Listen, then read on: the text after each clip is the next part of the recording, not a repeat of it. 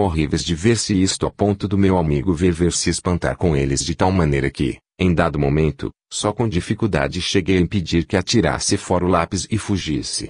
Cada tipo daquelas transfigurações se manteve por tempo bastante longo, pois que a entidade fornecia interessantes informações em torno à história de cada um deles, informações a que eu transcrevia rapidamente. A título de exemplo, relato aqui o que ele disse a respeito do tipo Caraíba. Seu crânio está cuidadosamente classificado nos vossos museus, depois de ter estado durante dezenas de milhares de anos sepultado nas cavernas da Terra. Ele fornece uma salutar lição ao homem moderno. Observai quão rudimentar ainda era o desenvolvimento deste crânio. Aparece deprimido, chato, limitado, exclusivamente adequado a guiar este ser na satisfação de suas cotidianas necessidades materiais, elas próprias estreitamente limitadas. Meditai particularmente sobre este crânio, pois que se trata de um importante anel de ligação na evolução em série da espécie humana. Parece-vos que este crânio tenha pertencido a um ser digno de ter a mesma sorte que os anjos? Não, certamente, eram seus companheiros as feras das florestas e os animais que faziam os seus ninhos nas tenebrosas cavernas. Suas cordas para caça eram tiras de couro cortadas da pele de animais selvagens, seu arco era uma costela extraída de animais gigantes, suas flechas tinham um chifre na ponta. Estes os utensílios de sua existência selvagem. Sedento de sangue e astuto, com o passo cauteloso, revelava pelo olhar a expressão terrível da sua natureza feroz. Não estremecei, ó amigo, pois o que vos digo não é senão uma pálida descrição do vosso antepassado Caraíba. Orgulhoso europeu, ficar sabendo que vossa genealogia em coisa alguma é superior à do vosso pobre irmão Caraíba, o qual neste momento vos contempla do alto, pois sua evolução no mundo espiritual é agora superior à vossa no mundo terreno. As suas vigílias de caça na luta pela vida estão afastadas, no tempo, milhares de séculos, e a sua lenta ascensão fez-se agora para sempre espiritualmente radiosa, e talvez, quando entrardes no reino espiritual, não recusareis aceitar por guia o pobre Caraíba que está diante de vós, e a primeira lição que recebereis no meio espiritual talvez vos seja dada por aquele que foi descendente do lobo. Op. Cite. Pags. 3-5. À primeira vista dir-se-ia que esta sucessão de tipos representantes das raças primitivas da humanidade consistiria em projeções intencionais, não mais automáticas, de verdadeiras máscaras plásticas, criadas para a circunstância, pela vontade da entidade comunicante, assim como as modelaria plasticamente um escultor no mundo dos vivos, mas, se tem na devida consideração algumas palavras com que se exprime a personalidade mediúnica comunicante, então será preciso concluir que também neste caso extremo, o qual se mostra único em toda a casuística dos fenômenos em apreço, também neste caso excepcional, se encontra em ação a mesma lei, enquanto que a transfiguração do rosto do médium no do pré-histórico Caraíba teria sido devido à autêntica intervenção de um espírito de Caraíba, e, assim sendo, dever-se inferir outro tanto para os demais episódios de transfiguração, devidos, por sua vez, à intervenção de cada um dos representantes das raças primitivas que se materializaram, os quais, por um ato de vontade, teriam posto em ação o automatismo modelador da sua força organizadora, chegando a plasmar sua efígie tal qual era ela nos tempos remotíssimos da sua encarnação terrena. Mudando de assunto, observo que os esboços executados pelo artista desenhista constituiriam já um primeiro encaminhamento para a contribuição de documentações da investigação científica dos fenômenos de transfigurações. Aliás, os esboços de que fala o narrador, informando tê-los conservado cuidadosamente, não são acessíveis e, em consequência, não podem ser utilizados na pesquisa científica. Todavia, devo informar que o professor Marco Tulio Falcomer, de Veneza, o qual há muitos anos me enviou o opúsculo de James Smith, achava-se em relações epistolares com este último e escreveu-me que o Sr. Smith publicara em fototipia, em uma revista australiana, a coleção dos desenhos em apreço, mas não me lembro do título da revista, que não era espírita e sim científica. Soube, além disso, pelo professor Falcomer que o Sr. Smith era um apaixonado cultor de pesquisas geológicas e etnológicas, o que explicaria a manifestação pela lei de afinidade, das duas entidades que lhe forneceram informes relativos às investigações que lhe eram prediletas. Caso 13, entre os médiuns contemporâneos de transfiguração, podemos citar, na França, a Sra. Piquart, na Inglaterra, a Sra. Bullock, com as quais se principiou a experimentar com critério científico, fotografando os fenômenos das transfigurações, que se realizam à luz do dia ou com luzes diversamente coloridas, mas sempre suficientes. Para começar pela Sra. Picquart, observo que o Sr. Barbier, no número de maio de 1924, da Revue Scientifique et Morale do Spiritisme, expõe os métodos rigorosamente científicos com que o hipnotizador M. Piara e o Dr. Poteal, Dinice, experimentam com o referido médium. O doutor em apreço já possui uma conspícua coleção de fotografias variadas, entre as quais se acham fotografias de raios especiais que denomina raios bioelétricos, de fenômenos de materializações parciais, de concretizações ectoplásmicas e de transfigurações. O médium Sra. Picquart é envolta em uma roupa aderente, sendo uma e outra previamente revistadas por testemunhas sempre novas, as quais podem levar seus aparelhos fotográficos. Depois de alguns minutos, o médium cai em transe, passando a catalepsia, e durante toda a sessão fica em estado de rigidez, sem que se lhe note o menor movimento. Como disse, as sessões se realizam geralmente à luz do dia, mas para determinadas experiências adota-se a luz vermelha ou verde, ou amarela, caso em que se fotografa a luz do magnésio. Nos casos de transfiguração, a Sra. Picquart muda radicalmente de fisionomia, e quando a efígie é masculina, aparecem-lhe barba e bigodes no rosto. Locke. Cite. Pags. 149 a 151. Esta, em resumo, a descrição genérica das experiências. Tiro da Libt 1927, Pag. 508, a seguinte narrativa de uma sessão com a Sra. Picquart, assistida pelo Sr. Niel Goh, sessão que, entretanto, não atingiu seu pleno desenvolvimento. Cito-a porque não disponho de outra documentação a respeito e também porque tal narrativa serve para ilustrar as modalidades com que se produzem as manifestações. Relata o Sr. Niel Goh, foi com um sentimento de grata expectativa que entrei na sala das sessões, em casa da Sra. Oudot, Rue du Faubourg Montmartre, Paris, para assistir às experiências com o médium Sra. Picquart, a respeito de quem ouvira falar com admiração. E o meu interesse fora mais do que nunca estimulado pela conspícua coleção de fotografias obtidas pela Sra. Oudot, nas quais se observa o médium nas variadas transformações do seu transe, pois que a Sra. Picquart é um médium de transfiguração. A Sra. Oudot tinha me explicado que ela entrava em condições de catalepsia, durante as quais se transformava de fisionomia e, quando a efígie representava um homem, apareciam-lhes pelos no rosto. E, com efeito, várias das fotografias por mim vistas o atestavam, mostrando-se extraordinariamente interessantes. Ao mesmo tempo que eu, assistia uma sessão um senhor norte-americano, representante de uma sociedade de investigações psíquicas dos Estados Unidos, um senhor inglês, membro de bem conhecida Sociedade de Investigações Psíquicas de Londres, uma senhora inglesa, e 3 senhoras francesas, uma das quais era médium, e uma outra, a mulher de um artista dramático. A Sra. Picquart foi apresentada a nós todos. E uma senhora pequena e de aspecto comum, pertence à burguesia e aparentemente é surda. Após a apresentação, retirou-se para pôr uma vestimenta negra muito aprimorada, com um chale negro sobre as espáduas nuas. Em nossa presença, ela mesma enrolou um lenço preto em volta da cabeça e estendeu-se a comprido sobre o tapete, apoiando a cabeça em uma almofada especialmente preparada. Estava assim em plena luz do dia e nós começamos a observá-la atentamente. O médium emitiu 2 longos suspiros e logo caiu em estado de transe. Os lábios vibravam fortemente, e os olhos giravam convulsivamente nas órbitas. Depois apareceram sobre a pele do peito e da espádua esquerda largas manchas vermelhas, e seu rosto se tornou muito pálido. A Sra. Oudot levantou um braço do médium, o qual caiu pesadamente sobre o tapete, produzindo um ruído surdo.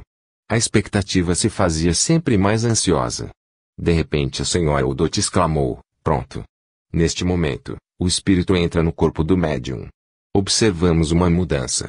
As bochechas do médium tornaram-se flácidas, caídas, as narinas se dilataram, os lábios se projetaram para frente.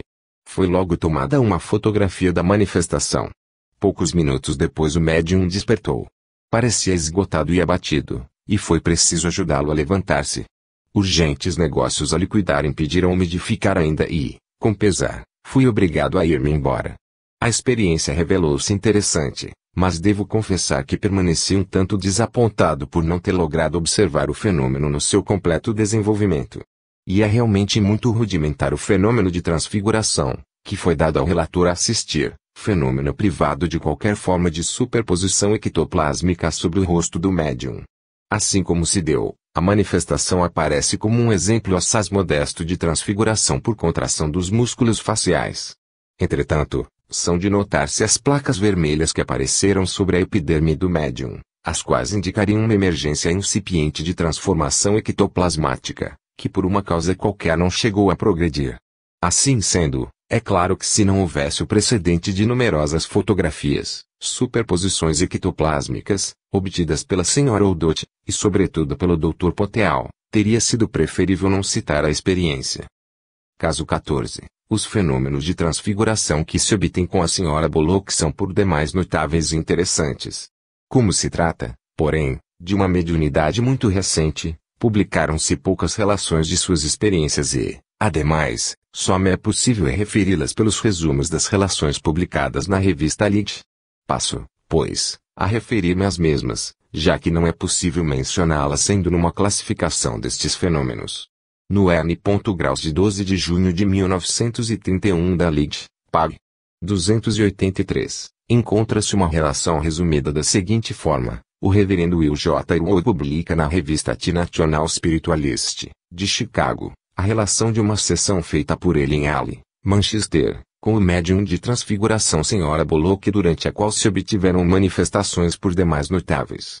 A senhora Bullock se achava sentada em plena luz, de maneira que se faziam visíveis os mais minuciosos detalhes das manifestações e, no espaço de 1h30, apareceram nada menos de 50 rostos diferentes, sobrepostos ao rosto do médium.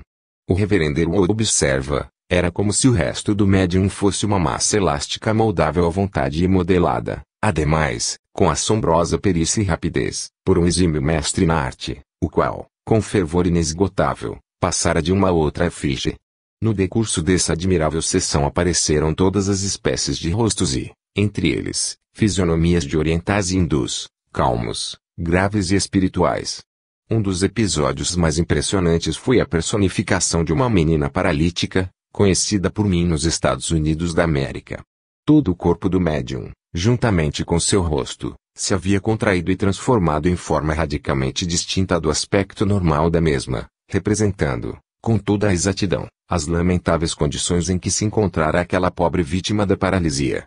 Em outro número da mesma revista, lê-se o seguinte resumo: os estudiosos das investigações psíquicas de Belfast se interessaram muito, ainda há pouco, pelas experiências da senhora Bullock, que se realizaram na sede da Sociedade de Pesquisas Psíquicas.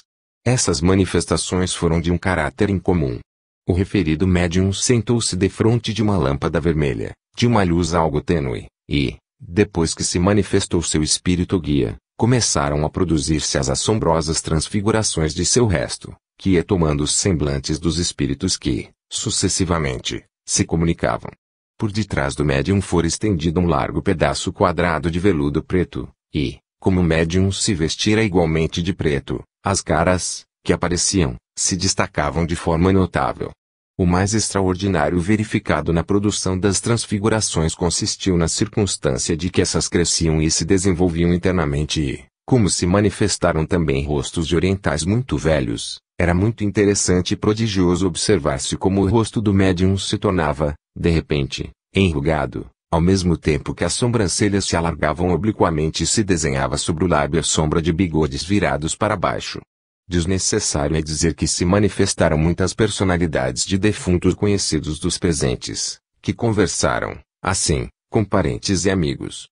Devo acrescentar que a senhora Bullock é uma pessoa muito simpática, cuja modéstia iguala a sua sinceridade. O seu aparecimento entre nós, com sua mediunidade rara e prodigiosa, foi um acontecimento que despertou o maior interesse. Lead, 1932, Pag. 141. Como se verifica por estes sucintos relatos, a mediunidade da senhora Bullock é realmente notável e promissora e, posto que se trate de um médium todavia muito novo, dado a esperar o ulterior e próximo desenvolvimento de suas faculdades supranormais, desde que a estudem experimentadores que se proponham a observar os fenômenos de um ponto de vista rigorosamente científico. Teoricamente falando, mostra-se importante a observação feita pelo relator quando diz que as transfigurações cresciam e se dissolviam interiormente, o que induz a presumir que, em tais fenômenos, Se verifiquem uma produção e conformação interior da substância ectoplásmica que constitui os tecidos do rosto do médium, caso em que os tecidos se dissolveriam em uma substância amorfa muito maleável, com a qual as distintas personalidades espirituais comunicamos plasmariam suas efígies em virtude de um ato volitivo, devido ao qual entrariam em função suas próprias forças organizadoras individuais. A este respeito quero recordar que anteriormente citei um caso sucedido com um médium homem, caso 4, em que houve uma circunstância que vem confirmar tal interpretação dos fatos. Disse, na ocasião, que nos processos da diminuição do rosto daquele, notava-se a curiosa circunstância da pele que se tornava profundamente enrugada e flácida, indício evidente do que o fenômeno de transfiguração se produzia com a ajuda de processos de dissolução interior, isto é, de subtração de substância ectoplásmica dos tecidos do rosto do médium, pelo qual se subtende que os processos opostos de retoque com adição de massa ectoplásmica ao rosto do médium se deviam realizar igualmente por integrações e manipulações internas. Mostra-se assombroso até o inconcebível o fato de que, no intervalo de hora e meia, se tenham podido sobrepor, materializar e dissolver 50 rostos sobre o do médium. Contudo, e apesar da nossa incapacidade para compreender o fenômeno, é raro nas experiências de transfiguração, mas já foi citado antes um caso análogo. Com o intuito de atenuar, de certo modo, o espanto justificado do leitor, quero recordar que sucede o mesmo nos fenômenos das materializações de fantasmas independentes do médium. Valem por todas as experiências relativamente recentes de Varsóvia com o médium Frank Kluski, em que os fantasmas se manifestavam em sucessão ininterrupta, dissolvendo-se instantaneamente ante os espectadores, da mesma forma instantânea com a qual se havia materializado. Quero recordar, também, que, nas clássicas experiências de William Crookes, o fantasma materializado de Katia King aparecia e desaparecia com fulminante instantaneidade, se bem se tratasse de um fantasma solidamente conformado e perfeitamente organizado. Inferize que esse segundo mistério, mais imperscrutável ainda que o primeiro, serve, quando menos, para tornar mais aceitável a particularidade da sucessão rapidíssima com que se concretizam e se dissolvem os rostos supranormais nas experiências de transfiguração. Noto, enfim, que ambos os narradores falam de manifestações de defuntos conhecidos dos experimentadores, com provas de identificação pessoal, entre as quais se mostra muito notável referida pelo Reverendo Erwood, em que o médium se transfigura no rosto e no corpo, personificando uma pobre paralítica, conhecida do narrador.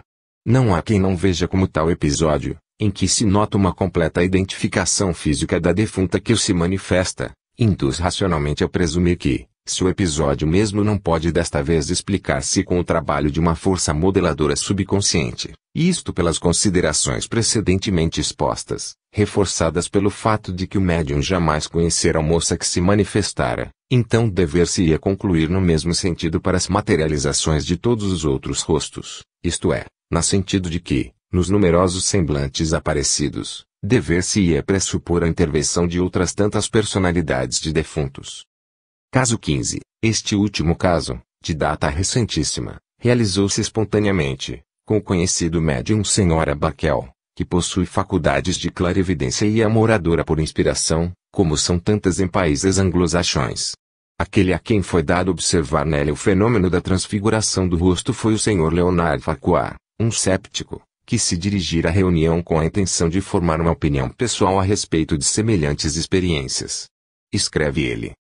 Declaro que não sou espírita, mas sei manter-me prudentemente neutro quando se trata de assuntos que não conheço e os meus conhecimentos a respeito remontam a uma semana antes da sessão de que me proponho a falar. Eu sou positivista materialista e, em consequência, não se poderia dizer que tivesse tendência para ter visões por autossugestão. Na minha qualidade de neófito, propus-me a vigiar, atentamente, o médium no momento em que caísse em transe. Assim procedendo não me parecem notar indícios de sua passagem a condições anormais quando se pôs de pé para começar o sermão, o qual me deixou profundamente decepcionado. Nada encontrara que fosse de molde a sugerir uma origem supranormal. E foi para mim verdadeiro alívio quando vi a senhora Barkel tornar a sentar-se. Sentia-me mais decepcionado, irritado e quase hostil. A presidente pôs-se a falar por sua vez, mas eu não a escutava e fixava o olhar perscrutador sobre o médium, com o escopo de assegurar-me se realmente se manifestariam indícios da sua emergência em um estado anormal. Pois bem, desta vez houve indícios, e de um gênero inspirado. A senhora Barkel estava sentada tranquilamente, com a cabeça levemente reclinada. Pouco depois observei um movimento dos seus ombros, que se puseram em linha horizontal, enquanto a cabeça caía bruscamente para frente, indo apoiar-se com o queixo sobre o peito, mas o queixo se mostrava particularmente indistinto. Depois, o médium permaneceu imóvel como uma estátua. Eu continuava a observá-la com impassível insistência, enquanto a presidente prosseguia no seu discurso. De repente, com imenso estupor meu, notei que a cabeça e o rosto da senhora Barkel estavam totalmente mudados, ou melhor, tinham sido substituídos pela cabeça e o rosto de um homem. Entretanto, eu não notara mesmo o mais insignificante movimento. Isto não impedia que, no lugar do rosto da senhora Barkel, reclinado sobre o peito, se achasse o másculo rosto de um homem, que se sobrepusera ao primeiro, mas sem o menor movimento perceptível e apesar de redobrada atenção. Depois esfreguei os olhos e lancei rápido olhar à assembleia, para assegurar-me se alguém se apercebera do fenômeno, mas todos escutavam atentamente o discurso da presidente e ninguém prestava atenção ao médium. Voltei a contemplar o espetáculo com o mais vivo interesse. Se se tratasse de uma visão fugaz, teria acabado por dar de ombros, pensando nas estranhas ilusões que os jogos de sombra chegam a criar, mas aquele rosto de homem permaneceu diante de mim vários minutos, não apenas um instante fugacíssimo. A senhora Barkel envergava um comprido vestido preto, ornado de um colar branco, e eu jamais esquecerei o grotesco contraste gerado pelo fato dela achar-se sentada imóvel, como morta, e com uma cabeça que não era a sua, mas a de um homem. Nesse meio tempo, o grande discurso da presidente continuava a absorver a atenção da assembleia, enquanto a seu lado uma mulher-homem jazia enrijecida, com aspecto de morta. Procurei certificar-me se a cabeleira da senhora Barkel, que é de uma cor louro-dourada brilhantíssima, permanecer em tal qual era, mas não, ela se tornara opaca, enquanto uma boa parte da mesma desaparecera sob a máscara máscula sobreposta ao seu rosto, que, como eu disse, pousava o queixo sobre o peito do médium. Parecia a máscara de um homem que tivesse sido fulminado na própria cadeira, reclinando a cabeça sobre o peito. Desgraçadamente, eu o divisava de perfil e não conseguia estudar-lhe exatamente os tratos de maneira a descrevê-los eficazmente. Do canto de onde olhava, distinguia-lhe uns 3/4, uma porção dos quais se apresentavam em ótima luz para mim, mas os traços daquele rosto não eram distintos. Também os cabelos pareciam indefinidos e não saberia descrevê-los.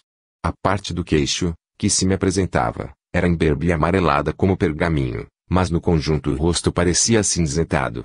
Na base das faces se distinguiam rugas, que pareciam produzidas pela pressão do queixo sobre o peito. Na região das orelhas observavam-se costeletas, que se prolongavam até o queixo. O rosto do rosto era barbeado. Como disse, aquele semblante não era distinto. Não obstante, posso afirmar que se tratava do rosto de um homem maduro, mas não velho, de muito grave aspecto e aparentemente morto. Fiquei a contemplar o fenômeno por vários minutos, não simplesmente segundos é bom notar, até que vi a senhora Barkel mover-se durante um instante na cadeira, para depois levantar-se e olhar em torno com expressão de estupor.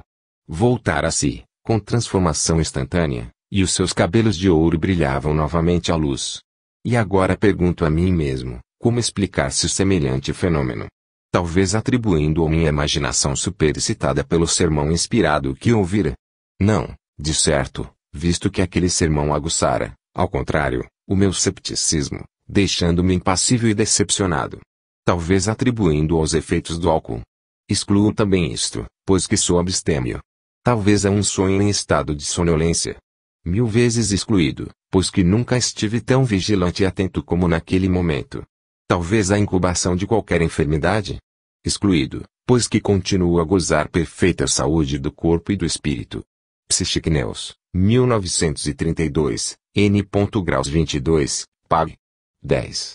Como se infere das respostas a estas interrogações finais, o relator percipiente está bem seguro de quanto viu, ao passo que da narração exposta sobressai, outro sim, que ele é, de fato, um observador inteligente e sagaz, ao qual não escapou nenhuma particularidade do fenômeno ocorrido, o que é mais importante, porquanto, sendo um séptico e um decepcionado, Era por isso mesmo o observador melhor indicado para analisar serena e desapaixonadamente o que se desenrolava diante de si, se a tais considerações se acrescenta a circunstância de ter podido observar o fenômeno durante vários minutos consecutivos. Não nos resta senão reconhecer que assistir a um magnífico fenômeno de transfiguração, fenômeno cuja existência ignorava, mediante o qual, presumivelmente, um defunto, cujos parentes se achavam presentes, tentara reproduzir a cena da própria morte com escopo de reconhecimento. É, pois, bem deplorável que o discurso da presidente tivesse impedido os assistentes de prestar atenção ao que se passava, espontaneamente, diante deles. No que se refere à classificação das manifestações, tudo concorre para demonstrar que se tratava de um fenômeno de transfiguração verdadeiro, porquanto se notaram na mesma alguns sinais de adição ectoplásmica sobre o rosto do médium, tais como as costeletas que, partindo das orelhas, se prolongavam até o queixo do rosto másculo que se veio sob por um outro, feminino. Acrescente-se que o fato do percipiente insistir sobre a aparência indistinta dos traços daquele rosto tende a reforçar a mesma tese, porquanto se deveria presumir que os traços indistintos derivassem de uma produção imperfeita da materialização, o que equivale a admitir a existência de um processo de exteriorização ectoplásmica. Observo que o percipiente teve a impressão de que o fenômeno consistisse em uma máscara de ectoplasma concretizada, não se sabe como, sobre o rosto do médium, e tal observação adquire valor teórico pelo fato de quem assim se exprime é um profano, absolutamente ignorante da técnica dos fenômenos a que assistiu, o que leva a reconhecer que a semelhança de sua expressão com as de vários outros que assistiram a idêntico fenômeno tende a fazer presumir que, para a classe das manifestações em apreço, deva realizar-se algo de semelhante. Observo, enfim, que nas experiências mediúnicas do gênero, como também algumas vezes fora delas, veja-se o caso 5, se repete frequentemente o interessante fato da manifestação espontânea dos fenômenos de transfiguração, conquanto mais das vezes isso sucede sob a forma menos interessante da adaptação dos músculos faciais, adaptação, porém, que é muitas vezes levada a tais extremos, não realizáveis normalmente, que chega à representação de uma terceira pessoa defunta. Viu-se, ao contrário, que, no caso exposto, se bem que estivesse presente um médium dotado de faculdades supranormais diversas, o fenômeno assume valor de transfiguração ectoplásmica. Agora, assaz difícil é explicar-se tais formas de transfiguração espontânea, se não se recorrer à intervenção de uma entidade de defunto que se tivesse apoderado do organismo do sensitivo em condições de sono. Assim, por exemplo, no caso 5, em que se trata de um filho que vela o pai adormecido e vê transformar-se o seu rosto no da própria mãe, enquanto a camareira nota, espontaneamente, o mesmo fato. Em um caso semelhante, o único modo de explicar o fenômeno é o de presumir que a mãe defunta, que, por várias vezes, aparecera ao marido enfermo e prestes a morrer, tenha querido manifestar-se ao filho pela única forma por que podia atingir o seu objetivo. Por outro lado, caso se quisesse explicar o fenômeno com uma hipótese naturalista, dever-se-ia admitir que a transfiguração do rosto do enfermo fosse devida à circunstância de o enfermo ter sonhado encontrar-se com a mulher defunta, o que se mostra uma hipótese literalmente gratuita e insustentável, tanto mais se considerar que, para provocar a transformação do rosto do adormecido no da pessoa sonhada, não bastou que ele a visse diante de si, e dever-se-ia afirmar que ele teria sonhado transformar-se na pessoa sonhada, o que não é, certamente, um sonho verossímil.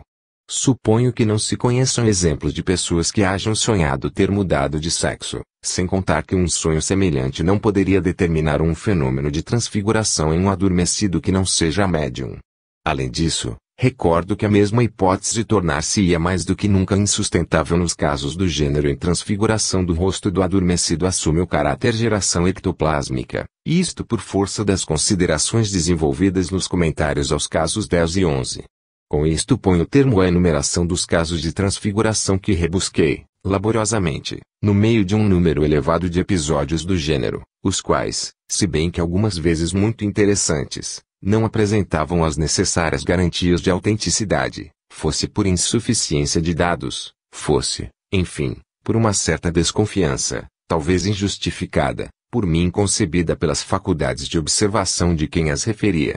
E também com relação aos poucos casos citados, recordarei como, na introdução ao presente trabalho, tive oportunidade de observar que eles apresentavam escasso valor científico, e isso pela natureza das próprias manifestações, as quais eram observadas em condições que dependiam muito da perspicácia e do estado de alma dos experimentadores e ofereciam o flanco a legítimas dúvidas e cepticismos, de modo que dever-se-ia reconhecer que a classe dos fenômenos em apreço tinha conquistado o lugar que o espera na casuística metapsíquica quando se houvesse difundido entre os experimentadores o método científico de fixar sobre a placa fotográfica as transfigurações dos médiuns. Isto posto, passo a enumerar o pouco do experimentalmente adequado que se contém nos casos relatados, notando, antes de tudo, que entre eles se notam 6 casos observados coletivamente por 2, por 5, ou por numerosos observadores, casos 5,7,8,11 e 14, e que já servem para eliminar a hipótese alucinatória.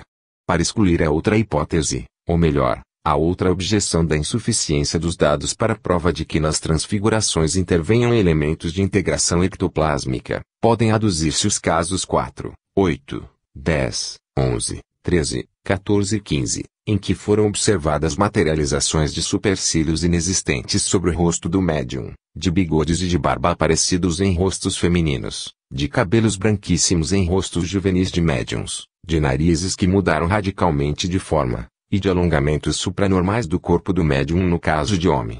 Recordo, enfim, que 3 dos casos em apreço são acompanhados de documentação permanente, em um das quais ela consiste em desenhos da realidade, tomados simultaneamente com a produção dos fenômenos, e nos outros consiste em uma copiosa coleção de fotografias. E esta última circunstância assinala já a introdução dos métodos de indagação científicos nas experiências em apreço, conquanto o que por ora se obtém seja ainda de ordem particular e em consequência dificilmente utilizável em serviço da ciência. Resta-me observar que, entre os médiuns contemporâneos com os quais se obtém fenômenos de transfiguração, devem ser incluídos o médium alemão Heinrich Meuser, de Dresden, e o médium sueco Anna Rasmussen, que não citei na classificação dos casos porque não dispunha de relatos adequados para o fazer. Não obstante, informo que o médium Meuser realizou recentemente uma série de sessões na sala do British College of Psychic Science, cujo presidente, o Sr. James Watt Mackenzie, publicou a respeito um relato na revista Psychic Science 1927, pág. 19. Ora, em tal relato se lê este parágrafo: em dado momento achamo-nos em face da máscara autêntica de um personagem chinês, máscara que veio sobrepor-se ao rosto do médium. Ninguém, a não ser quem se achasse presente, poderia apreciar o realismo impressionante de semelhante transfiguração do rosto de um europeu no de oriental, e isto em consequência da substituição das personalidades mediúnicas. Por sua vez, o naturalista professor Tilliard, em uma conferência realizada no National Laboratory of Psychic Research, aludiu a um caso análogo ocorrido com o médium Anna Rasmussen, observando a respeito: a sessão se realizou em plena luz do dia e o médium não caiu em transe, mas somente em um estado de estupor. Seu nariz se transformou e as características faciais se tornaram as de um homem, enquanto o médium começou a conversar com timbre vocal absolutamente másculo. Todos os cientistas presentes discutiram longamente sobre diversas hipóteses para de alguma forma explicar cientificamente o estranho fenômeno a que haviam assistido. Lead, 1926, pág. 472. Passando às induções e deduções que os fenômenos em exame sugerem, observo, antes de tudo, que a análise comparada dos melhores fenômenos leva logo a notar a circunstância de que uma relação indubitável existe entre os fenômenos de transfiguração e os das materializações integrais e fantasmas independentes do médium, e tal relação se mostra evidente a ponto de se dever inferir que os primeiros são uma fase de exteriorização incipiente dos segundos. Alexandre Aksakov já o tinha notado no seu livro Um Caso de Desmaterialização Parcial, pags. 210 a 211, observando que os fenômenos de transfiguração eram importantes, porquanto representavam a fase inicial dos fenômenos de materialização e, a propósito da exteriorização de um fantasma materializado com o médium Sra. Compton, observa, quando a forma materializada nada mais apresenta de comum com o aspecto do médium, encontramo-nos em face de uma completa transformação. Por quem ou por que foi produzido o fenômeno? É nisto que reside a tão formidável quanto espinhosa questão a resolver. É certamente inverossímil que tão radical transformação seja devida às faculdades supranormais da subconsciência do médium, e quando a forma materializada responder a todas as exigências por mim formuladas para o reconhecimento legítimo de uma individualidade, Obter-se-ia com isso uma prova eficacíssima em demonstração de que uma outra personalidade transcendental, independente do médium, se apoderar unicamente da substância orgânica deste último, para servir aos próprios fins. Mas, se assim for, não seria talvez mais simples para a personalidade transcendental em questão utilizar-se para tais fins do próprio corpo do médium, ou somente do seu rosto, transformando-o segundo seus desejos, sem recorrer à produção maravilhosa, mas muito mais difícil, de um corpo distinto e absolutamente diferente do corpo do médium. Se existissem fatos de tal natureza, então, entrar-se-ia na posse de uma prova admirável, tangível, visível, em demonstração de que as materializações que reduzem a um fenômeno de transmutação. Pois bem, estes fatos existem, mas são raros e se acham dispersos na massa enorme de material grosseiro existente na literatura espírita. Após o que Aksakoff procedeu à citação de 2 casos de transfiguração, com o aparecimento de barba e cabelos grisalhos no rosto e na cabeça do médium, observando a respeito, se bem que a senhora Killingburi denomina os casos relatados de fenômenos de transfiguração, notam-se neles circunstâncias de produção tais como barba e cabelos grisalhos, bem como aumento de peso do corpo, os quais indicam, de maneira manifesta, o desenvolvimento incipiente de um processo de transformação ectoplásmica. Op. Cit. 21. Nota-se que ele estabelece uma justa distinção entre os casos de transfiguração em que o fenômeno se reduz a um simples jogo mais ou menos maravilhoso de contração e adaptação dos músculos faciais, e aqueles nos quais se encontra um princípio de adição ectoplásmica sob forma de características faciais inexistentes no médium. São estes os casos que ele tem em grande conta, porquanto representam o processo inicial dos fenômenos de materialização integral de fantasmas independentes do organismo do médium.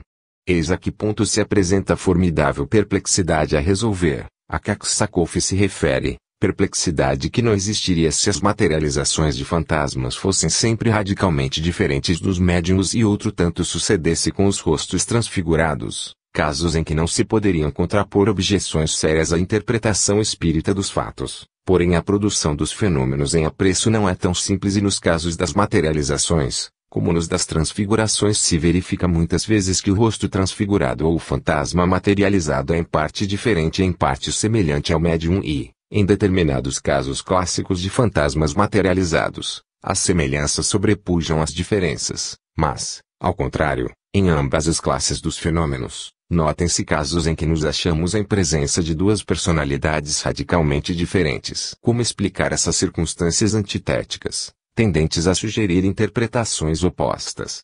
Em minha opinião, e baseado na análise comparada dos fatos, dever-se inferir que a perplexidade em apreço deriva do fato de que os fenômenos de transfiguração, mas sobretudo os fenômenos de materialização, podem realizar-se com 2 modalidades de produção notavelmente diferentes, a primeira das quais consistiria no fato de que a personalidade mediúnica não retiraria somente substância ectoplásmica ao médium, mas apossar-se-ia do seu fantasma ódico no sentido conferido ao termo pelos ocultistas, do qual se revestiria, transformando-o, mas conseguindo dificilmente dominar com a vontade a resistência passiva oposta pela força organizadora latente no próprio fantasma ódico, com a consequência de que a transfiguração ficaria sempre imperfeita, quando a segunda de tais modalidades consistiria, ao contrário, na circunstância de que a personalidade mediúnica, favorecida por condições propícias, retiraria unicamente substância ectoplásmica do médium, sem apoderar-se do seu fantasma ódico,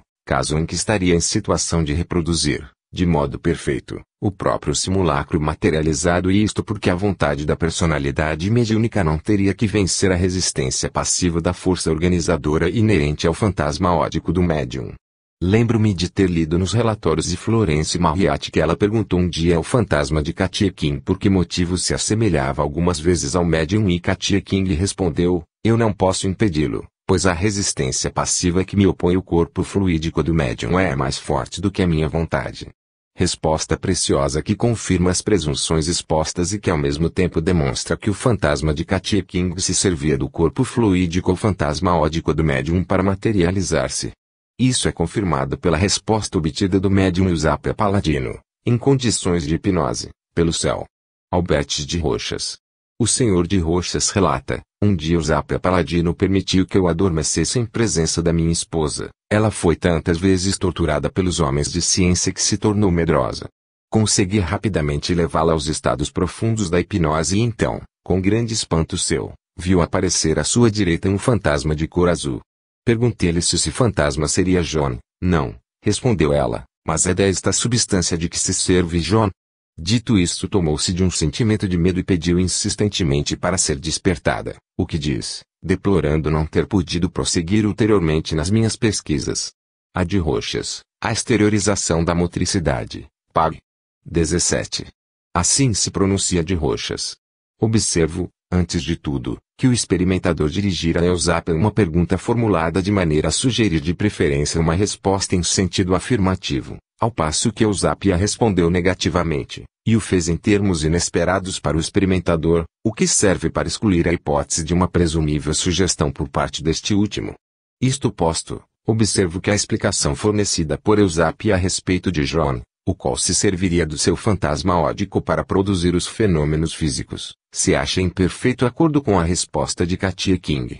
Não obstante, se quisermos ser precisos no uso dos termos, em vez de falar de corpo fluídico e do corpo etéreo, expressões que correspondem ao termo perispírito ou invólucro do espírito, deveríamos falar de fantasma ódico no sentido conferido a tal expressão por de Roxas e por todos os ocultistas, sentido que corresponde ao que a vidente de Prevost no ano de 1820, chamou de espírito de nervos, ou princípio de vitalidade nervosa, o qual permitia à alma entrar em relação com o corpo e ao corpo com o mundo, e a vidente explicava a respeito que por semelhante intermediários espíritos, que se achavam na região média, eram postos em estado de atrair esses elementos atmosféricos que lhes conferiam o poder de fazer-se ouvir pelos vivos, de entrar em contato com eles, de suspender as leis de gravidade ou de mover objetos pesados. Observo que estas revelações da famosa vidente têm grande importância, pois foram, igualmente, fornecidas em termos equivalentes por uma sonâmbula do reverendo Werner, 1840, que afirmou que o organismo humano é vitalizado por um fluido nervoso, que é o intermediário indispensável para que a alma entre em relação com o mundo exterior, e que, por sua vez, acrescentara que depois da morte as almas não podiam libertar-se imediatamente do fluido nervoso, que as almas muito terrenas se saturavam dele com júbilo, porque o fluido nervoso lhes conferia o poder de retomar a forma humana e tornar-se visíveis aos vivos ou fazer-se notar por eles ou ainda entrar em contato com os mesmos, ou, enfim, produzir ruídos e sons na atmosfera terrena. Convém notar que estas importantes revelações de duas sonâmbulas, em torno da gênese dos fenômenos mediúnicos de ordem particularmente física, foram feitas muitos anos antes do advento do Espiritismo, o que vale dizer quando o mundo inteiro ignorava a possibilidade da existência de fenômenos de tal natureza, experimentalmente obtidos.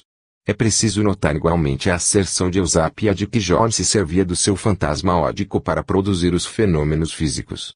À vista do que vem sendo exposto, chega-se à conclusão de que a questão formulada por Aksakov se mostra elucidável, desde que se concorde em que, nos casos de materializações de fantasmas com rostos em parte semelhantes ao do médium, se deva inferir que tal se dá porque o espírito se serve unicamente da substância ectoplásmica subtraída ao médium, evitando apoderar-se do seu fantasma ódico, sempre ressalvados os casos em que a vontade da entidade espiritual operante se revela a tal ponto poderosa que sobrepuja a resistência passiva oposta pela força organizadora imanente no fantasma ódico. Já ao contrário, nos casos dos fenômenos de transfiguração, em que dificilmente a entidade operante poderia evitar achar-se em contraste com a força organizadora inerente no organismo do médium, dever-se inferir quase sempre que, quando não existem semelhanças entre o rosto do médium e o rosto que aparece por transfiguração, isso sucede por ter sido a vontade da entidade espiritual operante bastante poderosa para sobrepujar a resistência passiva que se lhe opunha. Na referida dupla solução da perplexidade enunciada por Aksakov se contém, presumivelmente, uma grande parte de verdade, pois que os fatos contribuem para demonstrar ser tão necessária a segunda interpretação quanto a primeira. E como confirmação ulterior de que as personalidades mediúnicas não se servem sempre do fantasma ódico do médium, observo que se conhecem exemplos de materializações simultâneas de dois ou mais fantasmas, o que não poderia ser explicado com a transformação do fantasma ódico do médium. Recordo a respeito as clássicas experiências do banqueiro F. Livermore com o médium Cat Fox, em que se manifestavam às vezes, simultaneamente, até 4 fantasmas materializados, visíveis à luz suficiente, e, odiernamente, recordo as memoráveis experiências como o médium polaco Frank Kloski, nas quais sucedeu outro tanto. Acrescento finalmente que estou em situação de confirmar o que digo por experiência pessoal, pois que nessas trienais investigações experimentais com o médium Eusapia Paladino, no Círculo Científico Minerva, de Gênova, investigações em que tomaram parte com o signatário o professor Enrico Morselli e o Dr. José Pivenzano, materializou-se uma noite, no gabinete mediúnico, para depois abrir as cortinas e apresentar-se, em ambiente iluminado por um bico de gás, uma forma de mulher carregando nos braços um menino que mantinha bem alto, quase em atitude de atirá-lo. Observo que o fantasma feminino apresentava particularidades de identificação pessoal e que o menino, a um dado momento, se inclinara, e, aproximando o rostinho da forma de mulher, dera-lhe 2 beijos na fronte, beijos ouvidos por todos. Ao mesmo tempo, através do intervalo das cortinas, era visível um corpo do médium estendido sobre uma maca de campanha de quem o professor Morselli ligara mãos e pés. Para melhores informações, reporto-me ao meu livro Hipótese Espírita e Teorias Científicas, bem como ao livro do professor Morselli Psicologia e Espiritismo, volume 2, pags. 214 a 268.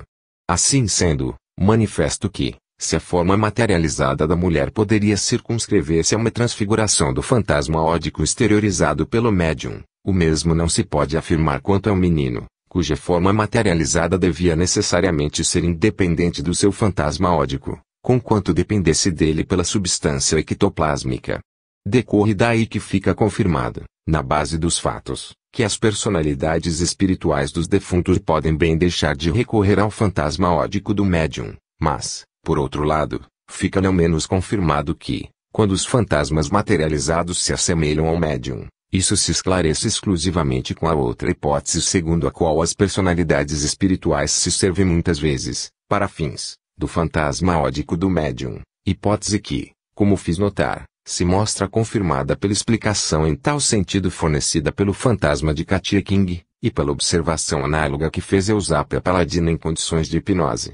Isto estabelecido, apresso-me a declarar que a argumentação exposta tem por único escopo resolver a questão levantada por Aksakov, e de nenhum modo de fazê-la valer em serviço exclusivo da tese espiritualista, como se poderia inferir de determinadas expressões por mim usadas, em que eu falo de entidades espirituais de defuntos, expressões a que recorri para melhor conformar-me ao quesito enunciado por Aksakov, mas compreende-se que, no investigar a gênese dos fenômenos mediúnicos, preciso é ter sempre presentes as duas soluções com que são susceptíveis de ser interpretados, segundo as circunstâncias, animismo e espiritismo.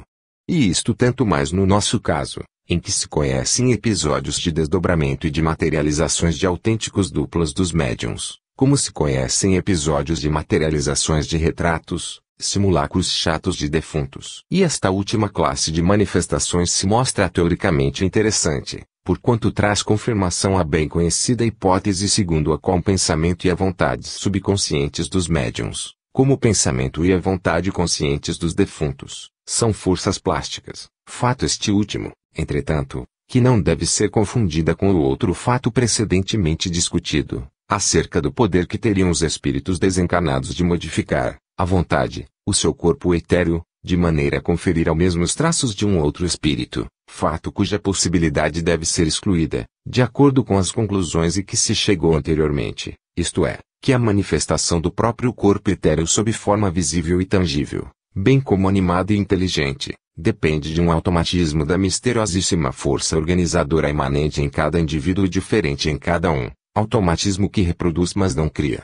E uma vez demonstrado que a vontade dos espíritos encarnados e desencarnados não tem poderes dirigentes sobre o automatismo funcional da força organizadora que plasma a vida nos mundos, uma vez demonstrado isto, resulta que, nas circunstâncias em discussão, em que não se trata, direi assim, de obras de arte em forma de retratos ou simulacros chatos de defuntos, mas sim de fantasmas organizados, vivos e inteligentes, é sempre necessário admitir a presença, in loco, do defunto que se manifesta com identidade de semblante. Em outros termos, suponho ter demonstrado, baseado em provas por analogia, as três seguintes proposições teóricas. Em primeiro lugar, que nas circunstâncias em que o fantasma materializado, vivo e inteligente, é criado e animado pelo pensamento e pela vontade subconscientes do médium, isso é necessariamente uma obra de desdobramento do médium, caso em que a força organizadora imanente no corpo etéreo não poderia deixar de modelá-lo automaticamente sobre a forma arquétipo particular ao médium. Em segundo lugar, que, nas circunstâncias em que o fantasma materializado, vivo e inteligente, é criado e animado pelo pensamento e pela vontade de um defunto, então, por motivo idêntico, não poderá deixar de modelar-se, mais ou menos fielmente, sobre a forma arquétipo peculiar ao defunto. Em terceiro lugar, que, nas circunstâncias em que a vontade subconsciente do médium ou a consciente do defunto se proponham a modelar a efígie de um terceiro indivíduo, vivo ou defunto, que lhes seja conhecido, elas conseguirão exteriorizar um simulacro plástico inanimado e nada mais, pois que, para criar o fantasma integral organizado, vivo e inteligente, deveria animá-lo com o seu próprio corpo etéreo, no qual existe imanente a força organizadora que o plasmou, a qual não poderia deixar de modelá-lo automaticamente sobre a própria forma arquétipo, impedindo-lhe a manifestação com traços outros que os seus próprios. Tais deduções parecem claras, precisas, irrefutáveis, pelo fato anteriormente discutido e demonstrado, isto é, que a criação de um fantasma materializado, vivo e inteligente, ou de um rosto obtido por transfiguração, são obra de um automatismo da força organizadora imanente nos seres vivos e diferente em cada um deles. Daí decorre que quem pretenda impugnar as minhas proposições deverá demonstrar-me que a lei em apreço, regedora dos fenômenos das materializações mediúnicas, lei por mim enunciada e discutida nos comentários ao caso 11, é uma criação da minha fantasia, empresa assaz difícil para quem quiser basear-se em provas. No que diz respeito aos fenômenos da produção materializada de simulacros inanimados ou retratos supranormais, observo que estes tanto podem, a seu turno, serem anímicos quanto espíritas, segundo as circunstâncias. Assim, por exemplo, no caso das magistrais e sugestivas experiências do Dr. Wolff com o médium Sra. Wallis, notase que, quando escasseavam os fluidos, obtinham-se simulacros materializados chatos do rosto e do busto do defunto presidente dos Estados Unidos, James Buchanan, amigo do Dr. Wolff, mas, quando os fluidos eram abundantes, então o mesmo Buchanan conseguia materializar-se integralmente, mostrando-se capaz de se fazer ver em plena luz, de tomar uma carta que lhe apresentava o Dr. Wolff, de folheá-la, de lê-la e de responder com relação ao conteúdo da mesma a Dr. N. Wolff. Startling Facts in Modern Spiritualism, pag. 347. Assim sendo, dever-se-ia deduzir que, nas circunstâncias indicadas, também os simulacros chatos do amigo do Dr. Wolff eram de origem espírita, isto é, plasmados pelo pensamento e pela vontade do defunto Buchanan, visto que, em circunstâncias propícias, este era capaz de mostrar-se sob a forma de fantasma materializado vivo, inteligente e falante. Ao contrário, no caso das materializações de simulacros chatos obtidos com o médium Eva Carriere, nas experiências da Sra. Bisson e do professor Shanknut Singh, em que tais simulacros representavam reproduções de caras observadas pelo médium em jornais ilustrados, e no outro caso do médium Linda Gazera, que, depois de ter contemplado com vivo interesse a cabeça de São João em uma pintura de Rubens, materializou um simulacro da mesma, na sessão seguinte, dever-se inferir que se tratava de simulacros criados pelo pensamento e pela vontade subconscientes dos médiuns. Isto estabelecido, não me resta senão repetir o que outras vezes já declarei a propósito do valor reciprocamente complementar que assumem as hipóteses do animismo e do espiritismo, ambas necessárias para explicar a totalidade das manifestações metapsíquicas, e a de que, se admite a sobrevivência, não se pode deixar de reconhecer que o homem é um espírito, ainda que encarnado. Pelo que deveremos esperar que, nas crises de enfraquecimento vital que subjugam ex-indivíduos, sono fisiológica, sono mediúnico e hipnótico, êxtase, narcose, coma, brotem, por lampejos fugazes, aos recessos da subconsciência, faculdades de sentidos supranormais lá existentes em estado latente, fato este último fora de discussão, porque por todos reconhecido, dando lugar à produção de fenômenos análogos aos espíritas, conquanto quase sempre rudimentares e fugacíssimos, o que os torna facilmente separáveis dos outros, circunstâncias estas todas que demonstrem, note-se bem, Que o animismo é o complemento necessário do espiritismo e que sem o animismo ao espiritismo faltaria base. Conclusão esta teoricamente importantíssima, porquanto arrebata aos adversários da sobrevivência a única argumentação de que se servem sob múltiplas formas contra a hipótese espírita.